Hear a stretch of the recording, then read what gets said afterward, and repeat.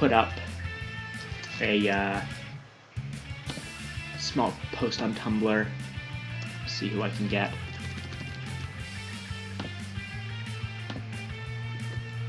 Give me just a minute to do that. Wasn't part of the original plan, but whatever. I'm not going to say no to some more viewers.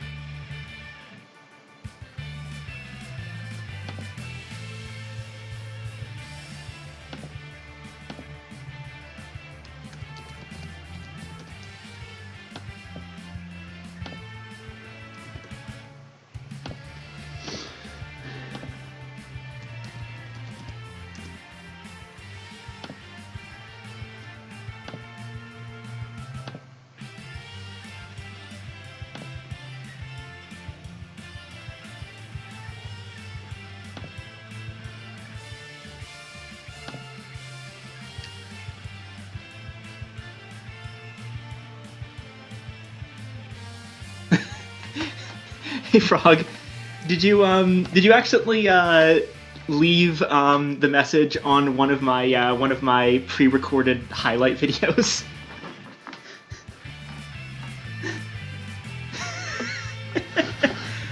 That's great. All right, let's just get started right away. I've made the post on Tumblr. Whoever shows up will show up. Right. So a lot has happened since the last time I played this on stream, which, as I recall, was the apostate fight that unfortunately didn't actually. I forgot to actually record it as a highlight. Whoops. Is the sound okay, by the way?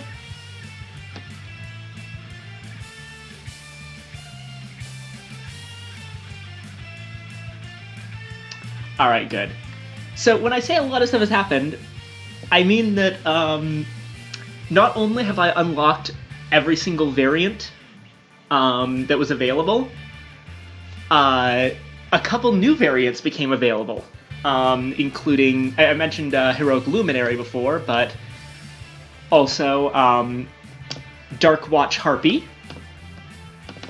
and Akashthriya Spirit of the Void. That said, there's one variant I still haven't unlocked, which is the new variant for La Commodora, Curse of the Black Spot, which we haven't figured out how to unlock this one yet. Like, the community hasn't found the condition. That said, I'll probably be playing as La Commodora at least once during this set because she is a really cool hero. I didn't before because I had no idea how she worked, but now I do, and it's great. She does need a lot of card draw, though. Alright. So, one thing I definitely wanted to show off, before anything else, was Team Mode, because I haven't done that yet. See, Team Mode is... It's a different gameplay style for the game that was introduced in the expansion Vengeance, and was further expanded in the later expansion Villains of the Multiverse. So, Vengeance only included these first 5 team villains, Baron Blade, Ermine, Friction, Fright Train, and Proletariat, who are the members of the Vengeful Five, which are basically the arch-enemies of the Freedom Five. Whereas the rest of these people were all introduced in Villains of the Multiverse, including people like Ambuscade, again, Biomancer, Greaser, I love Greaser, and all sorts of other characters. A couple of these are just, like, other villains, like solo mode villains at different points in the timeline. Like, this ambuscade is chronologically later than the solo villain ambuscade, because now he's like a team leader. Yeah, Bugbear's fun. I haven't actually played against him that often. He's a weirdo, and as you can see, he's difficulty 3. I kind of wanted to start off Villains of the Multiverse by showing off, once again, the standard game before getting into anything major. This shouldn't take too long. Villains of the Multiverse games tend to be over quite a bit faster than main games. Villains have much lower HP. Note that Baron Blade only has 32 as opposed to 70 in total. But the issue is you're fighting multiple villains. So,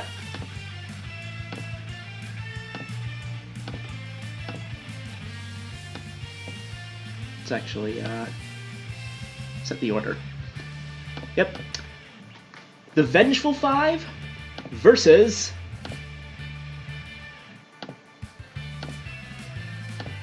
the Freedom Five in one of the environments that was released specifically for Vengeance, Freedom Tower. All right. That's everything. So there's a lot of cool stuff that goes on with team mode.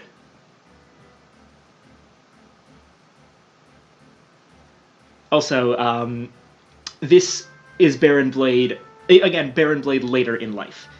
So I've put them in order. Baron Blade is, of course, Legacy's nemesis.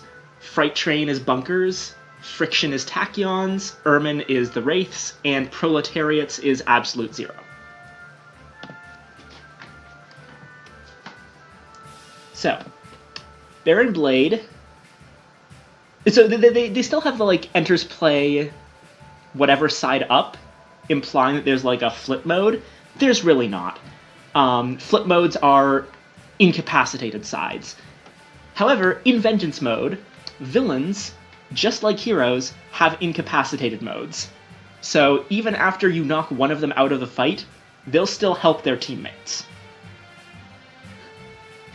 Okay, so the explanation as to why Proletariat is Absolute Zero's nemesis is hilarious. Proletariat's like this Russian super soldier dude with the ability to split himself into clones.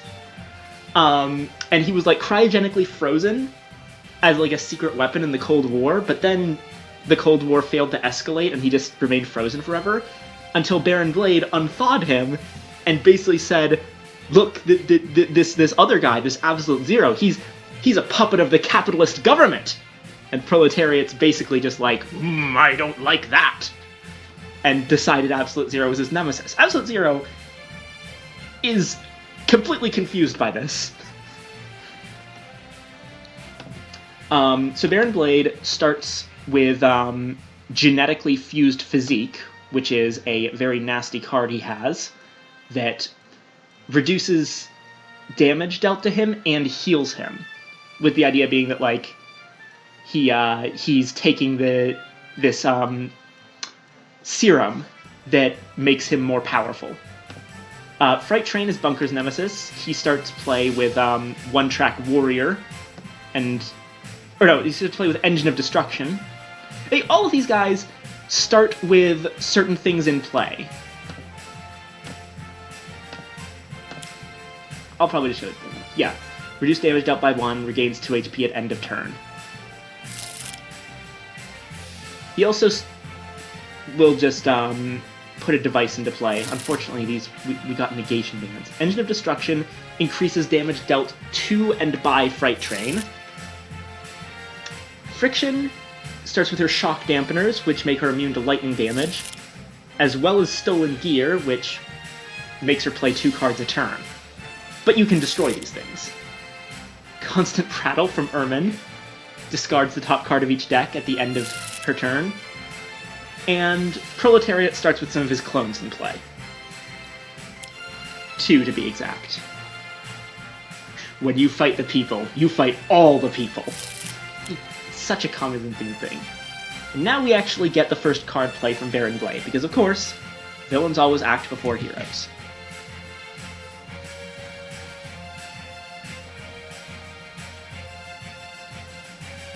Oh dear, that's not great.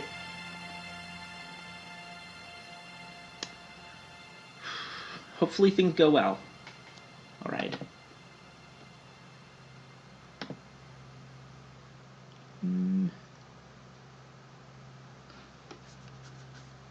Let's start off with a heroic interception to give everyone time to set themselves up.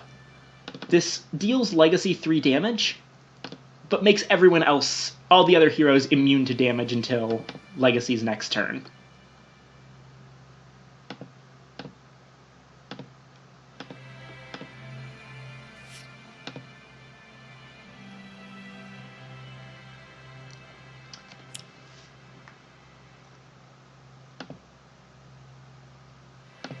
Which means that even though Fright Train is going to be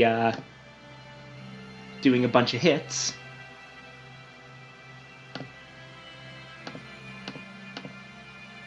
he's not going to be damaging anyone.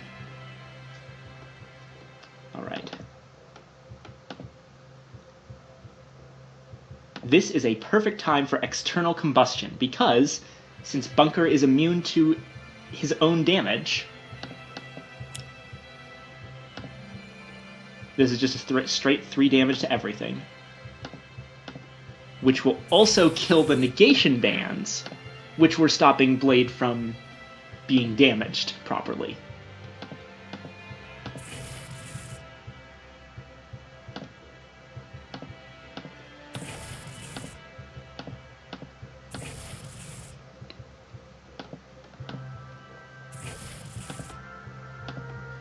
One thing you definitely want to do in a game against the Vengeful Five is take Fright Train out early. Because Fright Train deals a lot of damage.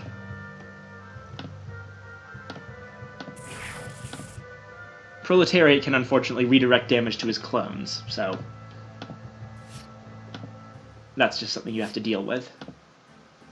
Got some modes for Bunker. And now it's Friction's turn. Now, the deal with Friction, aside from having surge cards, just like Tachyon has burst cards that do basically the same thing. She's only a speedster because of the gear that she's stolen from Tachyon, and her body can't physically handle it. So without her shock dampeners, she'll deal herself a lot of lightning damage. That's why the dampeners make her immune to lightning damage, because most of her cards deal herself lightning damage. If you take the shock dampeners away by destroying them, then Friction will very quickly kill herself.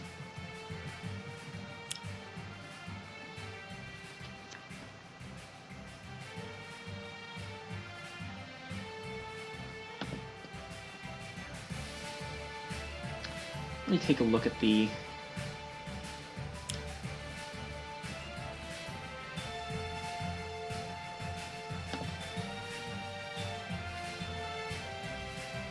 Yeah, it doesn't look like there's any issue. I'm looking at the stream myself, and it doesn't look like it's an issue with the stream. It's playing just fine for me. It might be a connection issue of some sort. I'm not sure. No.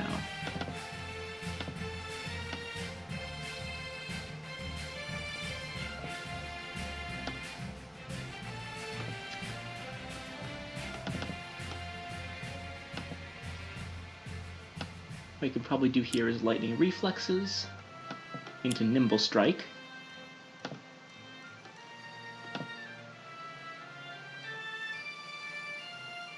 Bringing the dampeners down to 3.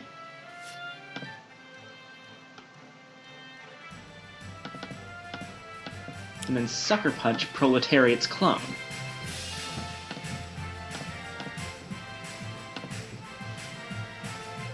Go ahead and discard Lightning Reflexes, because I don't need that again. Accelerated Assault will be useful next turn.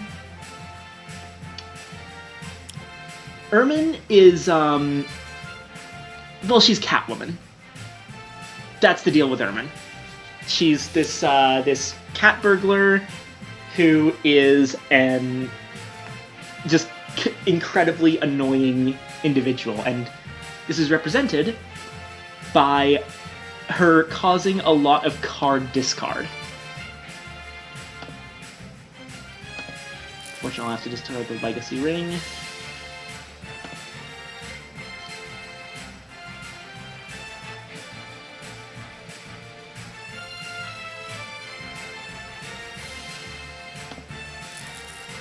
Power Source. Probably Supersonic Response. Oof. I'll have to discard Trust Fund. And Modular Realignment. And discard the top cards of each deck.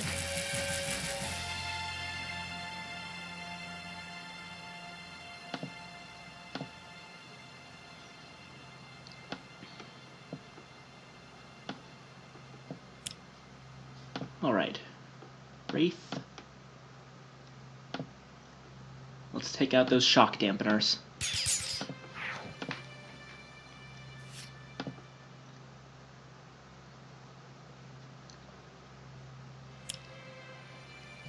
And Proletariat puts another one of his clones into play, which does nothing because of the Heroic Interception.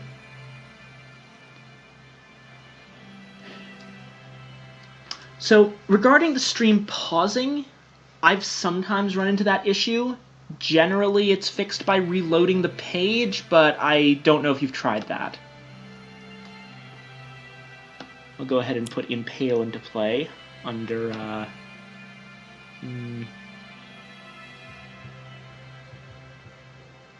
under Fright Train. I don't want to do anything there because, Absolute Zero doesn't have any of his modules out, which means he's very fragile right now. That said, Frost's Cryo Chamber really helps Absolute Zero once he does have some modules out. And also deals some nice damage to everything. Which means, aside from Legacy, it's all going to be stopped by Heroic Interception.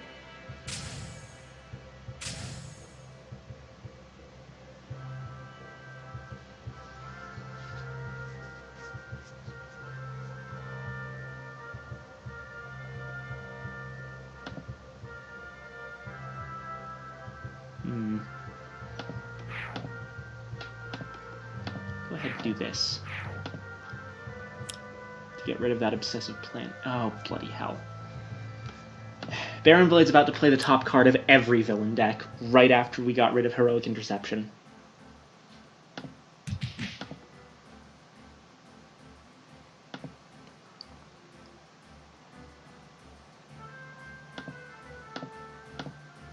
Can't afford to get rid of any more of his hand.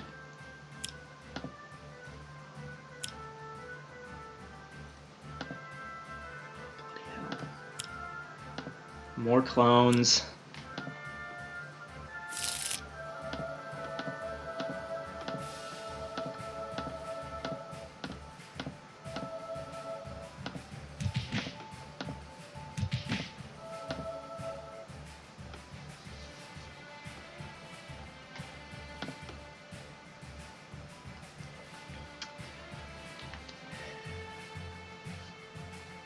How much is the stream an issue, Frog? Because I can probably stop and restart it if that might solve something.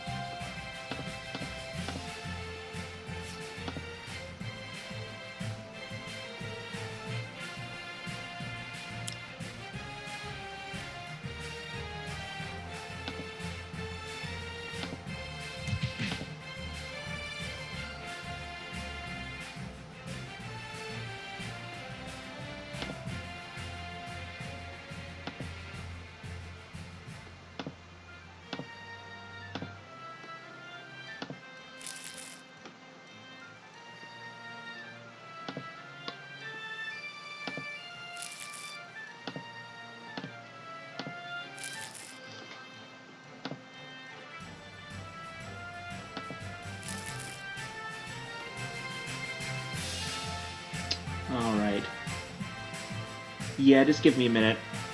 I will go ahead and reset the stream.